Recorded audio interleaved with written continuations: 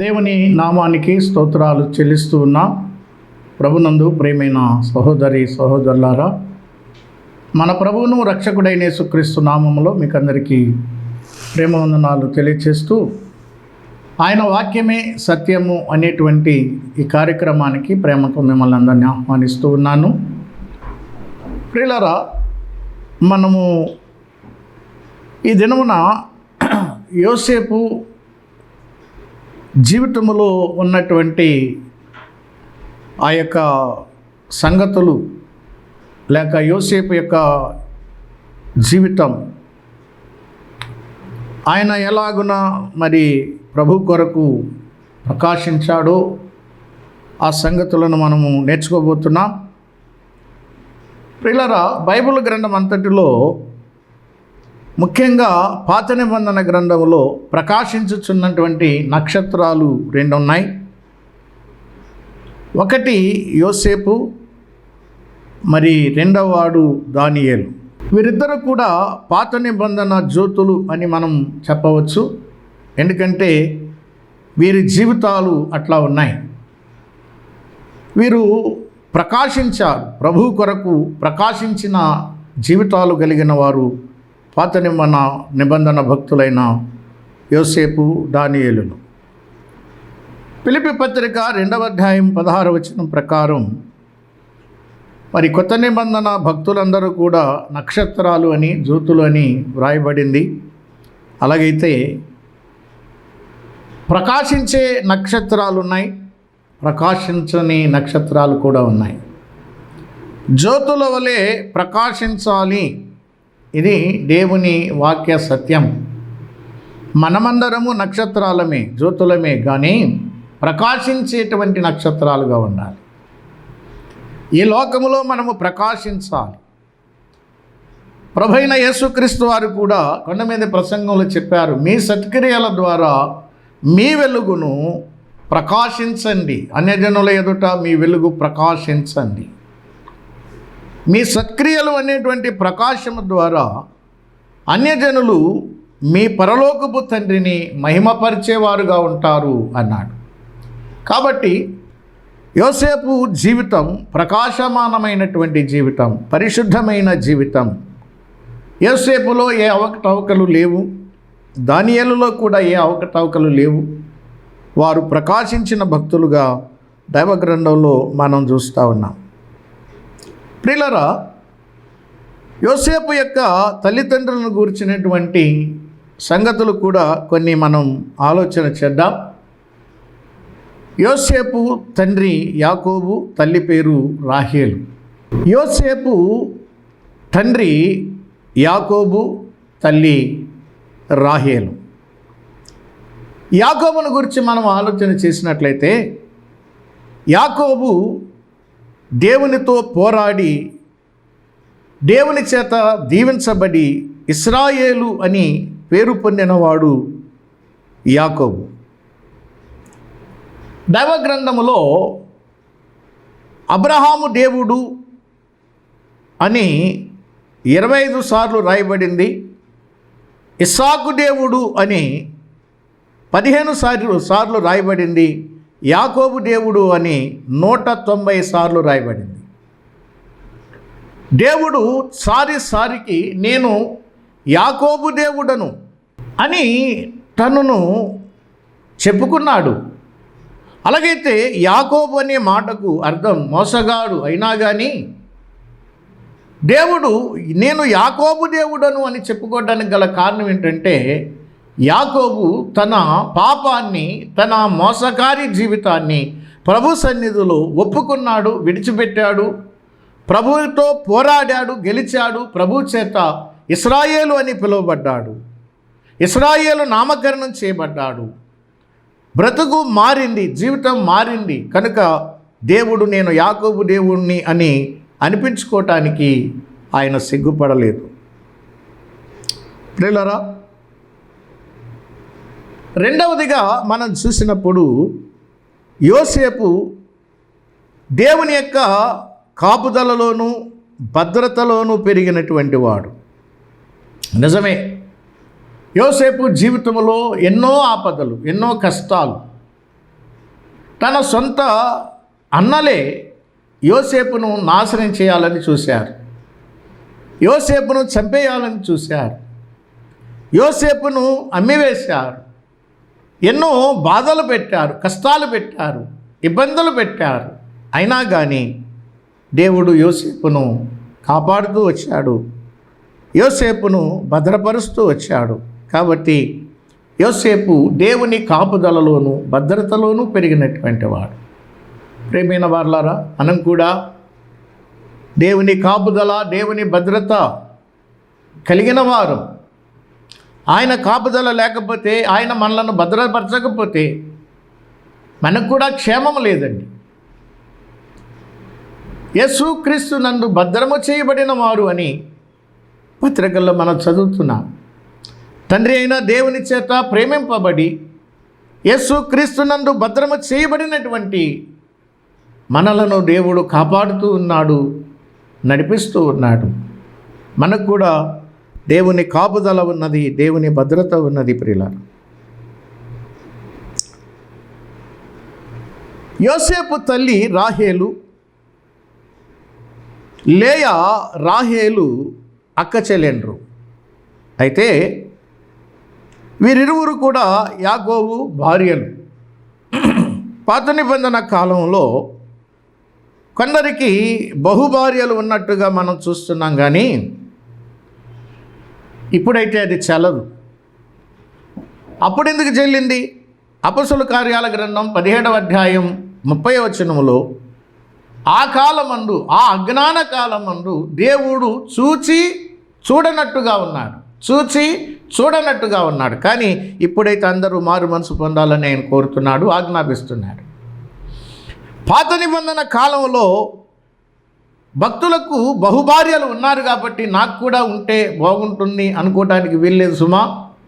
ఒకే భార్య, ఒకే భర్త. ఆదాముకు దేవుడు ఒకే భార్యనిచ్చాడు, అవ్వమ్మకు ఒకే భర్తనిచ్చాడు. ఒకే భార్య, ఒకే భర్త మించి లేదు ప్రియులారా. దేవుడు దాన్ని అంగీకరించడు.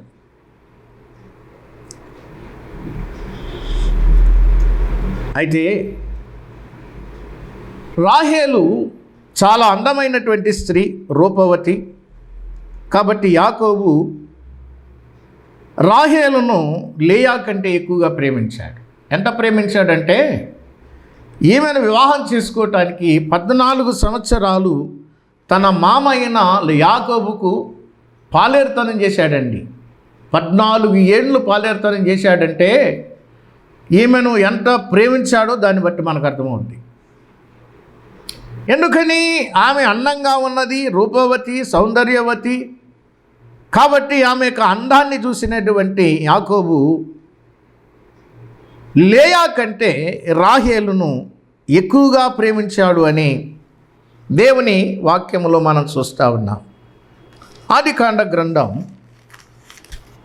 చూడండి, 29వ అధ్యాయంలో, ఆదికాండ గ్రంథం 29వ అధ్యాయము 17-18 వచనాలు. చిన్నదాని పేరు రాహేలు, చూడండి, పెద్దదాని పేరు లేయా.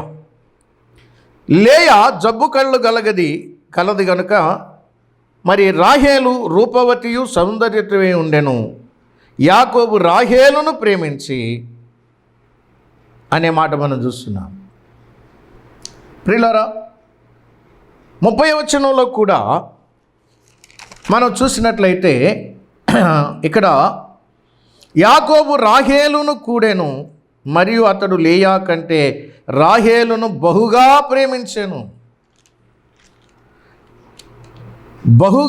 ప్రేమించెను. అతనికి మరి 7 ఏండ్లు కొలువు చేశాను. 7 ఏండ్లు కొలువు చేసిన తర్వాత చీకట్లో లాబాను మామ జబ్బు కళ్ళతో ఉన్నటువంటి పెద్ద కుమార్తె అయినటువంటి లేయానిచ్చి యాకోబుకి పెళ్లి చేశాడు. చీకట్లో మోసం చేశాడు. తెల్లారిన తర్వాత యాకోబు అన్నాడు, ఏంటి మామ ఇది ఎంత మోసం చేసావంటే, పెద్దది ఉండగా చిన్నదానికి పెళ్లి చేయటం మా దేశ మర్యాద కాదు రబ్బాయ్. నువ్వు కావాలంటే చిన్నదాన్ని కూడా నీకు ఇచ్చి పెళ్లి చేస్తాను, ఇంకో 7 సంవత్సరాలు కొలువు చేయమన్నాడు. కాబట్టి రాహేలును ప్రేమించాడు కాబట్టి మరొక 7 సంవత్సరాలు రాహేలు నిమిత్తం యాకోబు తన మామ అయినటువంటి లాబానుకు కొలువు చేసినట్టుగా మనం చూస్తున్నాం. ప్రియులారా, లేయా జబ్బు కళ్ళు గలది అని, ఆమెకు సొగసు లేదు, సౌందర్యము లేదు, భర్త చేత ఆమె ప్రేమించబడలేదు, తండ్రికేమో ఆమె భారంగా ఉంది. మాత్రమే కాదు, యాకోబు అంతగా ఆమెను ప్రేమించడం లేదు, ద్వేషించబడింది, శ్రమ పట్టబడింది. అందును బట్టే కాబోలు దేవుడు ప్రియులరా రాహేలును మర్చిపోయాడు. రాహేలు గర్భాన్ని మూసివేసి లేయా గర్భాన్ని తెరిచాడు. ఎందుకంటే దేవుడు పై రూపాన్ని లక్ష్య పెట్టేవాడు కాదు. దేవుని యొక్క ప్రేమ ఎట్లాంటిదంటే, ఎవరైతే మనుషుల చేత ద్వేషించబడతారో, ఎవరైతే తృణీకరించబడతారో, ఎవరైతే త్రోసివేయబడతారో వారినే దేవుడు ప్రేమించినట్టుగా మనం చూస్తూ ఉన్నాం. మన విషయానికి వస్తే చూడండి, కొరింథీయులకు రాసిన మొదటి పత్రిక, కొరింథీయులకు రాసిన మొదటి పత్రిక మొదటి అధ్యాయములో అపొస్తలుడైనటువంటి పౌలు ఒక విషయాన్ని జ్ఞాపకం చేస్తూ ఉన్నాడు. చూడండి, కొరింథీయులకు రాసిన మొదటి పత్రిక మొదటి అధ్యాయము 26 నుండి చూస్తే, సహోదరులారా, మిమ్మును పిలిచిన పిలుపును చూడుడి. మీలో లోకరీతిని జ్ఞానులైనను గనులైనను గొప్ప వంశము వారైనను అనేకులు పిలువబడలేదు కానీ, 27 చూద్దాం. ఏ శరీరియు దేవుని ఎదుట అతిశయింపకుండునట్లు జ్ఞానులను సిగ్గుపరచుటకు లోకములో నుండి వెర్రివారిని దేవుడు ఏర్పరచుకుని ఉన్నాడు. బలవంతులైన వారిని సిగ్గుపరచుటకు లోకములో బలహీనులైన వారిని దేవుడు ఏర్పరచుకుని ఉన్నాడు. ఎన్నికైన వారిని వ్యర్థము చేయుటకు లోకములో నీచులైన వారిని, తృణీకరింపబడిన వారిని, ఎన్నిక లేని వారిని దేవుడు ఏర్పరచుకొని ఉన్నాడు. ప్రియులారా, చూడండి ఎంత ఆశ్చర్యం. ఎన్నిక లేని మనలను, తృణీకరించబడిన మనలను, బలహీనులమైన మనలను, వెర్రివారమైన మనలను, అజ్ఞానులమైన మనలను దేవుడు ఏర్పరచుకున్నాడండి. ఆహా, దేవుని ప్రేమ ఎంత గొప్పదో చూడండి. ఎవరైతే తృణీకరించబడుతున్నారో, ఎవరైతే ద్వేషించబడుతున్నారో వారిని దేవుడు జ్ఞాపకం చేసుకున్నట్లుగా, వారిని దీవించినట్టుగా, ఆశీర్వదించినట్టుగా, వారిని హెచ్చించినట్టుగా మనం దైవ గ్రంథంలో చూస్తూ ఉన్నాం. లేయా జీవితంలో అదే జరిగింది ప్రియులారా. లేయా తన రూపాన్ని బట్టి భర్తగా ప్రేమకు నోచుకోనిదిగా ఉంది,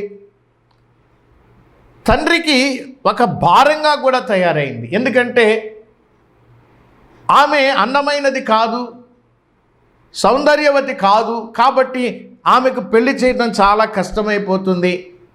కాబట్టి లాబాను ఆమెను చీకట్లో తన మేనల్లుడైనటువంటి యాకోబుకిచ్చి పెళ్లి చేసి బరువు తీర్చుకున్నాడు. కన్న తండ్రికి కూడా భారం అయిపోయింది లేయా.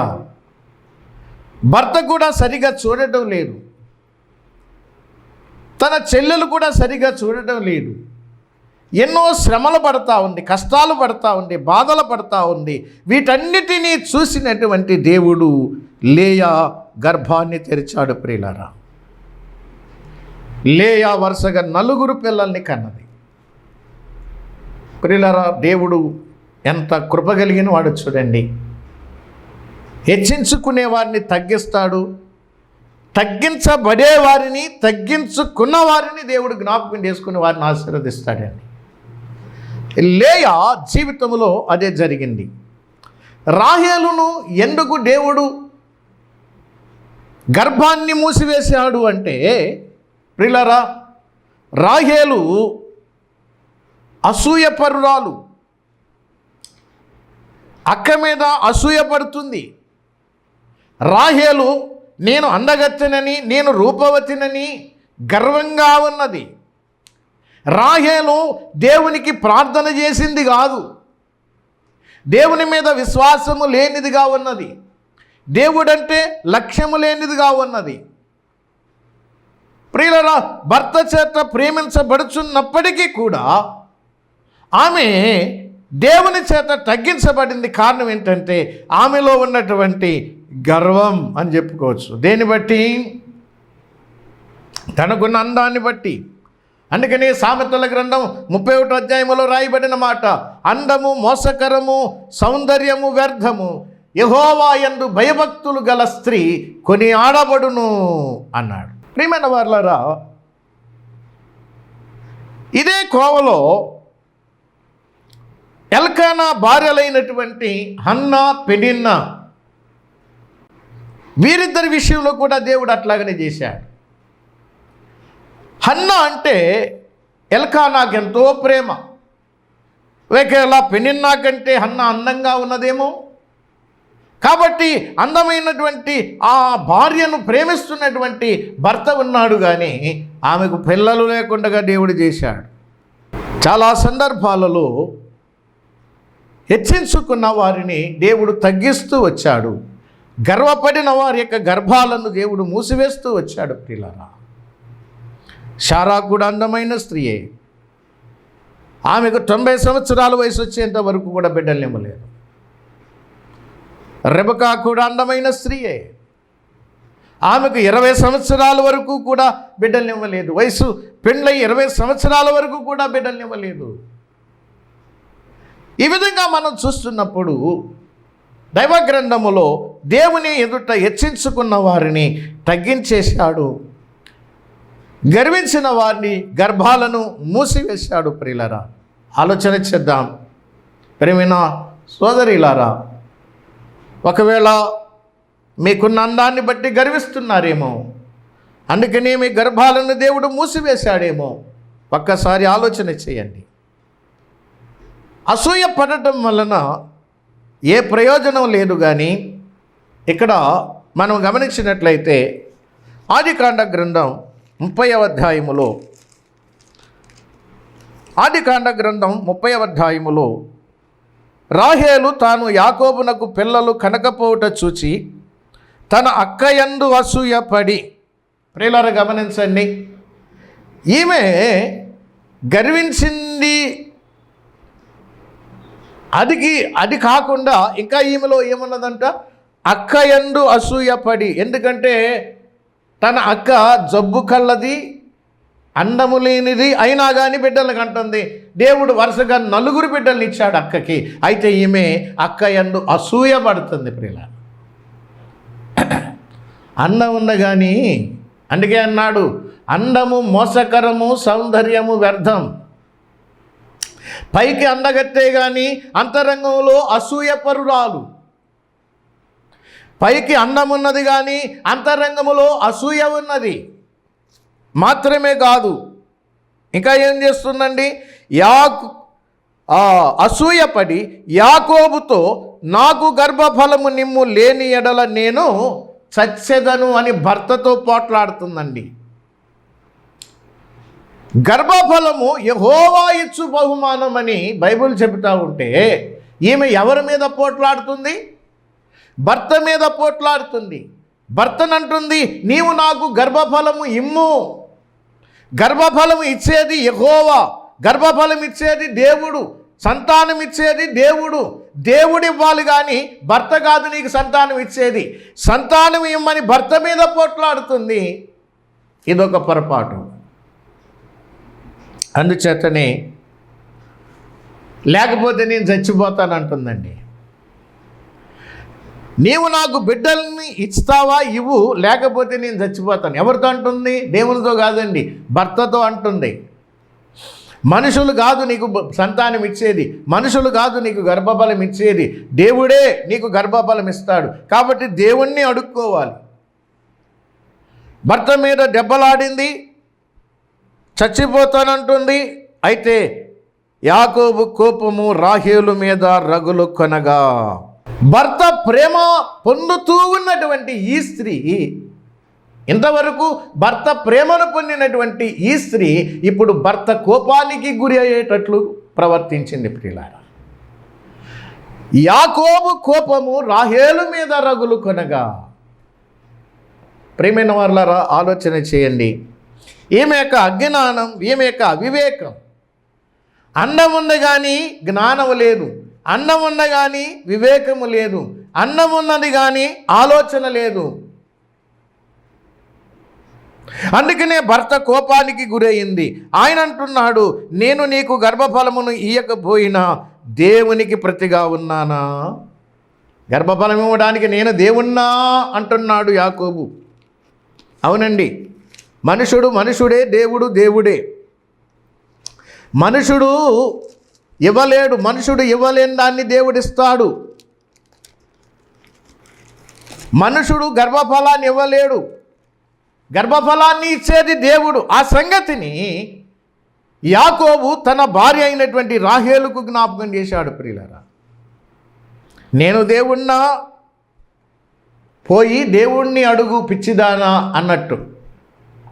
నీకు గర్భఫలం కావాలంటే నన్ను కాదు, నా మీద పోట్లాడడం కాదు, నీ అక్క మీద అసూయపడ్డం కాదు, వెళ్ళి దేవుణ్ణి అడుగు, వెళ్ళి దేవుణ్ణి అడుగు అని యాకోబు చెప్పాడండి. అయితే రాహేలు వెళ్ళింది. ఇప్పుడు దారిలోకి వచ్చింది రాహేలు. భర్త మాటను నమ్మి దేవుని దగ్గరికి వెళ్ళింది. ప్రియులారా, దేవుణ్ణి అడిగింది. 22వ వచనం చూడండి. ఆదికాండ గ్రంథం 30వ అధ్యాయము 22వ వచనము. దేవుడు రాహేలును జ్ఞాపకము చేసుకొని ఆమె మనవి విని ఆమె గర్భము తెరిచెను. అప్పుడు ఆమె గర్భవతి అయి కుమారుని కని దేవుడు నా నింద తొలగించెననుకొని, మరియు ఆమె యెహోవా మరి యొక్క కుమారుని నాకు దయచేయునుగాక అనుకొని అతనికి యోసేపు అని పేరు పెట్టాడు. ప్రియులారా, ఇది యోసేపు యొక్క జన్మ వృత్తాంతం. యోసేపును కన్నటువంటి రాహేలు ఎన్నో ఇబ్బందులు గుండా, శ్రమల గుండా ఆమె వెళ్ళిన తర్వాత తమ తప్పు తాను తెలుసుకుని దేవుని వైపుకు తిరిగి, అయ్యో దేవుడే నాకు గర్భఫలాన్ని ఇవ్వాలి అని దేవుని దగ్గరకు వెళ్ళి మొర్రపెట్టి దేవుణ్ణి బతిమాలుకొని దేవుణ్ణి వేడుకొని దేవుని ద్వారా యోసేపును కన్నది. ప్రియులారా, యోసేపునే కాదు మరి ఒక కుమారుణ్ణి కూడా దేవుడు నాకు ఇస్తాడు అని ఆమె మరి ఒక మనవి కూడా చేసుకొని దేవుడు తనకు దయచేసినటువంటి ఆ కుమారునికి యోసేపు అని పేరు పెట్టింది. ప్రియులారా, గమనించండి. యాకోబు, అతని ఇద్దరు భార్యలు, వారి యొక్క జీవిత విశేషాలు కూడా మనము ఈ పాఠంలో మనం నేర్చుకున్నాం. యాకోబుకు ఇద్దరు భార్యలు ఉన్నారు వాస్తవమే, కానీ ఇప్పుడు దేవుడు దాన్ని అంగీకరించడు అనే సత్యాన్ని మర్చిపోవద్దు సుమా. ఒకే భార్య, ఒకే భర్త. తర్వాత రాహేలు హెచ్చించుకున్నది, అందుకని దేవుడు తనను తగ్గించడానికి గర్భాన్ని మూసివేశాడు. లేయా ద్వేషించబడింది, తృణీకరించబడింది, విసర్జించబడింది. అయినా ఆమెను దేవుడు జ్ఞాపకం చేసుకుని వరుసగా 4 కుమారులను దేవుడు ఆమెకు సంతానాన్ని ఇచ్చాడు. ద్వేషించబడిన దానిని, తృణీకరించబడిన దానిని, ఎన్నిక లేనటువంటి దానిని దేవుడు కోరుకుంటున్నాడు. దేవుడు వారిని ఆశీర్వదిస్తూ ఉన్నాడు. ప్రియులారా, ఒకవేళ మనుషుల చేత నువ్వు ద్వేషించబడుతున్నావేమో, మనుషుల చేత నీవు తృణీకరించబడుతున్నావేమో, భర్త చేత, ఇతరుల చేత నువ్వు ప్రేమింపబడకుండా ఉన్నావేమో, కానీ దేవుడు మాత్రం నిన్ను ప్రేమిస్తున్నాడు. దేవుడు నిన్ను ప్రేమించి నీకు ఆశీర్వాదాలు దయచేయబోతున్నాడు. కనుక తొందరపడవద్దు, దిగులు పడవద్దు, కలవరపడవద్దు అని నేను దేవుని వాక్యాన్ని బట్టి మనం చేస్తున్నాను. లేయాను చూడండి, దేవుడు లేయాను జ్ఞాపకం చేసుకున్నాడు. ఆమె మనుషుల చేత తృణీకరించబడింది. కన్న తండ్రికి కూడా భారం అయిపోయింది ఆమె. భర్త ప్రేమకు నోచుకోనటువంటి ఈ స్త్రీని దేవుడు జ్ఞాపకం చేసుకుని, దేవుడు ప్రేమించి తనకు సంతానాన్ని ఇచ్చాడు. ఆ కాలంలో సంతానం అనేది అదొక భాగ్యం, అదొక ఆస్తి, అదొక ఐశ్వర్యం ప్రియులారా, అది స్వాస్యం. సంతానం లేనటువంటి గుడ్రాలకు సమాజంలో విలువ లేదు. గొడ్రాల ముఖం ఎవరు చూడడానికి ఇష్టపడరు. వారిని ఎటువంటి కార్యక్రమాలకు పిలవరు, వారికి స్థానాన్ని ఇవ్వరు. వారు ద్వేషించబడిన వారు, తృణీకరించబడినటువంటి వారుగా ఉన్నారు. కానీ దేవుని దగ్గరకు వెళ్ళి తగ్గించుకొని, తనను తాను తగ్గించుకొని దేవుని సన్నిధిలో ఆమె మొర్రపెట్టినప్పుడు, తనకు బిడ్డలు కావాలని దేవునిని వేడుకున్నప్పుడు దేవుడు ఆమె మొర విన్నాడు, ఆమె మనవి విన్నాడు, ఆమె గర్భాన్ని తెరిచాడు. ఆమె గర్భవతి అయి కుమారుని కన్నది. అతనికి యోసేపు అని పేరు పెట్టింది. కాబట్టి ప్రియమైన స్నేహితులారా, సోదరి సోదరులారా, ఆలోచన చేయండి. మీకున్న దాన్ని బట్టి, మీరు గర్వించడాన్ని బట్టి మీకు గర్భాలను దేవుడు మూసివేశాడేమో. దైవ గ్రంథములో అవే మనం చూస్తూ ఉన్నాం. ఈ రాహేలు విషయమే కాదు, చాలామంది స్త్రీల విషయంలో అదే జరుగుతూ వచ్చింది. దేవుడు వారి అందాన్ని బట్టి గర్వించారు కాబోలు, వారికి సంతానాన్ని ఆలస్యం చేశాడు. కాబట్టి ఒకటి మనం నేర్చుకుంటున్నాం, దేవుని ఎదుట మనల్ని మనము తగ్గించుకుంటే దేవుడు మనలను కనికరిస్తాడు, మన కోరికలు తీరుస్తాడు. కనుక తగ్గించుకుందాం, దేవుణ్ణి వేడుకుందాం. అట్టి కృప దేవుడు మనందరికీ దయచేయనుగాక. ఆమెన్. పరిశుద్ధుడా, ప్రేమగల తండ్రి, నీకు స్తోత్రాలు చెల్లిస్తున్నాం. విన్న వాక్య సత్యాలు మా హృదయంలో భద్రంగా దాచుకుని వాటిని నెమరు వేసుకుంటూ ఆ ప్రకారంగా జీవించే కృప మాకు దయచేయమని మా రక్షకుడు ప్రభువైన యేసుక్రీస్తు నామమున స్తోత్రాలు అర్పించి వినయంతో వేడుకుంటున్నాము తండ్రి. ఆమెన్.